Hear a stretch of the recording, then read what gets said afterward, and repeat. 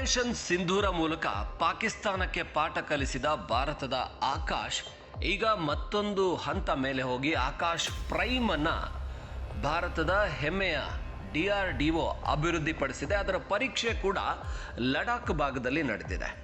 ಈ ಪರೀಕ್ಷೆ ಯಶಸ್ವಿಯಾಗಿದೆ. ಜೊತೆಗೆ ಭಾರತೀಯ ಸೇನೆಗೆ ಮತ್ತಷ್ಟು ಹೆಚ್ಚಿನ ಸಾಮರ್ಥ್ಯವನ್ನು ನೀಡ್ತಾ ಇದೆ ಈ ಆಕಾಶ್ ಪ್ರೈಮ್.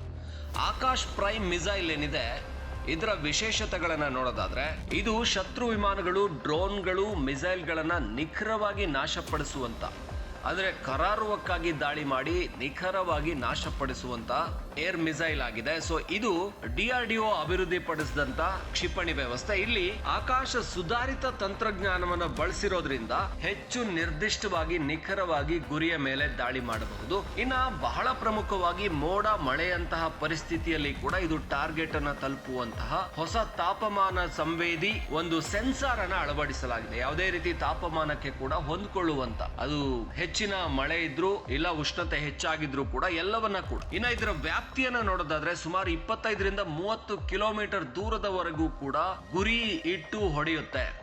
ಹಾಗಾಗಿ ಈ ಒಂದು ಆಕಾಶ್ ಪ್ರೈಮ್ ನ ಸಾಮರ್ಥ್ಯ ಹೆಚ್ಚಾಗಿದ್ದು ಭಾರತ ಸೇನೆಗೆ ಮತ್ತಷ್ಟು ಹೆಚ್ಚು ಬಲ ಬಂದ ಹಾಗಾಗಿದೆ.